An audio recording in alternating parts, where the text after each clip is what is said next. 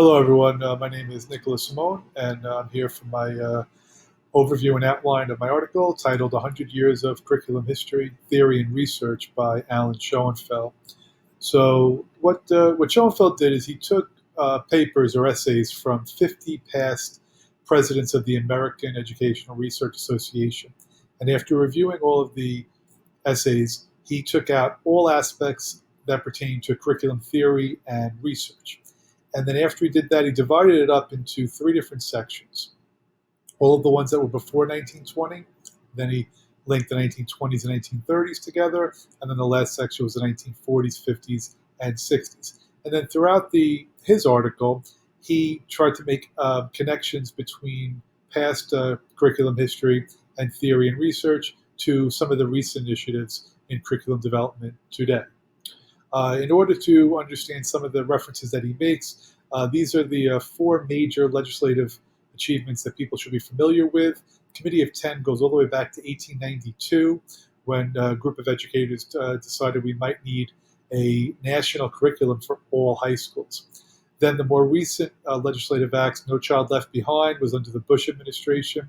That really targeted English and math education and trying to demonstrate that students were showing average yearly progress, that they would all students would be proficient by the year 2014. And then Race to the Top was under the Obama administration, and that was an effort to build off of No Child Left Behind, but to connect student performances on tests to teacher and principal evaluations. And then the most recent one is the Common Core Learning Standards that roughly 45 or 46 states signed up with. It was the Governors Association that was trying to develop a standard curriculum and curricular goals for all schools. One thing that was not mentioned in the article was the 1983 report, A Nation at Risk, which really was like an alarm to schools. And then just two individuals that would help you to understand what Schoenfeld was trying to argue.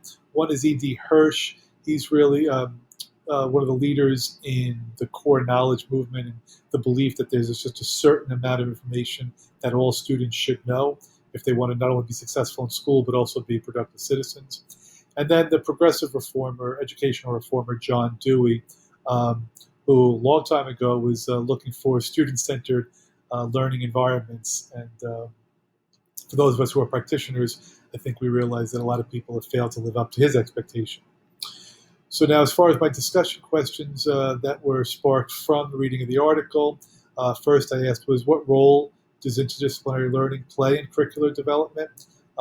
There's a lot of references in the article to math education, English education, but should we really be looking to connect subjects together so kids see common threads and common themes and can work out problems across disciplines? Next, how can subjects be coordinated with each other to maximize learning outcomes for students? That just builds off of my first question. The third one, to what extent should curriculum development be influenced by educational theorists? So for those of us that have gone through this program, we've constantly seen the debate over theory versus practice. And there needs to be a bridge to that gap. Both sides have valuable information they can share to improve learning outcomes. But in terms of curriculum development, in this article, there's really not a lot about educational theorists. And I think that's one of the things that Schoenfeld was trying to call for, he's acknowledging the absence of theory in the articles by each of the presidents. And then last, I think is the most challenging question here, how do we determine and evaluate curriculum? I mean, what do we consider to be an effective curriculum plan?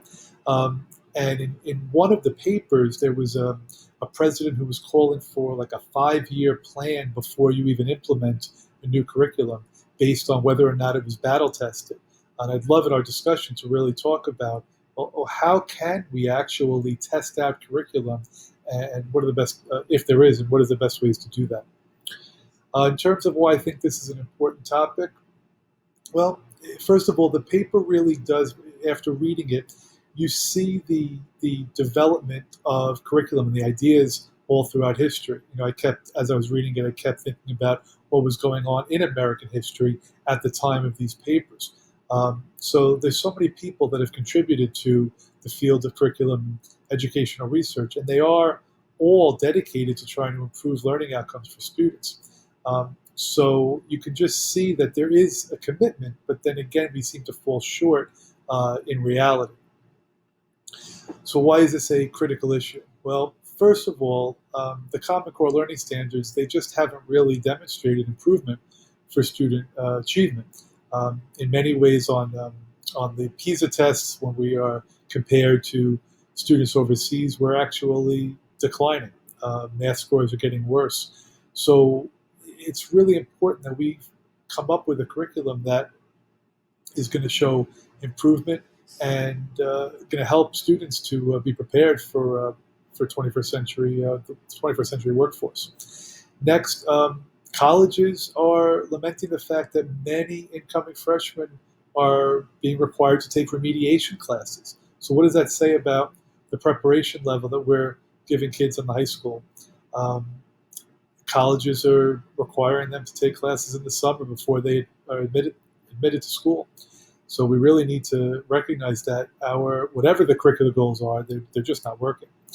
Third, even corporations, when kids are getting out of college, they're finding it difficult to locate workers who are able to handle the tasks that they want.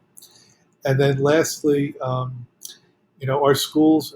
Just finished listening to Governor Cuomo, and our schools are still grossly segregated. They are segregated racially.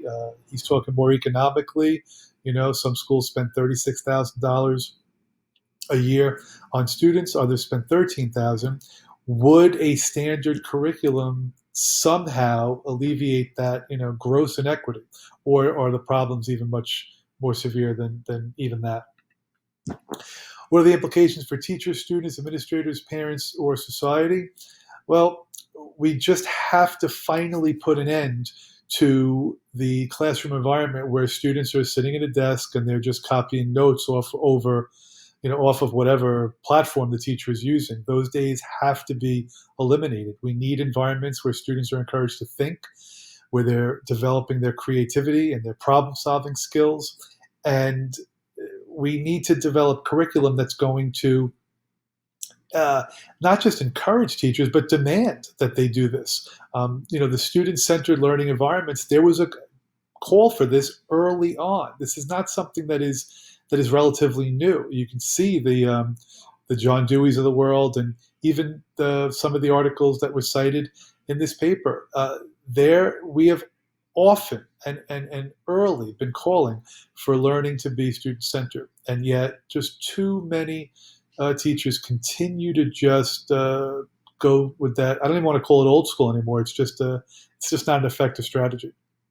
Um, so the second thing I said is, studying the curriculum history here, it does show that this has been a goal in the past, and that people are trying to help students to develop their needs for being productive citizens and productive members of the workforce in the 21st century. And I've mentioned this before, but we use this phrase 21st century like it's yesterday, but we're 20 years in. And lastly, how do I use this literature to inform my actionable work? Well, it just further sparked my interest in interdisciplinary approaches to education. I'm very much committed to that topic. It's going to be what I'm studying for my research component and for my dissertation. But I also really was pondering the fact that, does curriculum development on the elementary level and the secondary level, do they possibly have different objectives? This is not something that Schoenfeld addresses in his article, but I feel as if it's something we should be talking about in terms of curriculum development. Are the needs in elementary school a lot different than in high school? Could there be, in other words, what E.D. Hirsch is talking about with the national curriculum and standard knowledge, is that something that might be more appropriate for elementary school? Is there something that all kids should come up to high school with that prior knowledge, and then once they get to the high school or the secondary level, we can really start to direct kids into the areas of their interest? And lastly, I came up with 3 additional articles that kind of were sparked from the reading of Schoenfeld. The first one was in 1991 calling for a national curriculum, whether or not we should have it. I know that one of the other articles this week touched on that, so I look forward to having that discussion in our Zoom meeting. The second one is an article by E.D. Hirsch talking about how reading comprehension and just the actual development of a vocabulary really trumps all else. I think so much of what we do today in school is so dependent on reading, and yet we put all the expectations on the English teacher to have to do that. But the other subjects are going to really need to do a better job of developing reading comprehension skills in students. And then the last article is very brief, but Partovi is arguing that we really need to just get rid of the traditional English, math, science, social studies, foreign language subjects that we continue to use for our schools. He's calling for computer science as a subject and coding as a subject. I think we have to reimagine how we even teach students. And again, I know I'm focusing on the high school level there, but we are still using the same subjects that we used 100 years ago.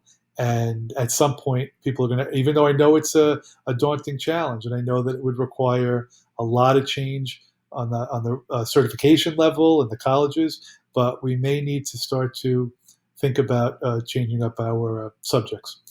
So that is my brief overview, and I will also post my article critique, and I look forward to seeing everybody in our Zoom meeting. Take care.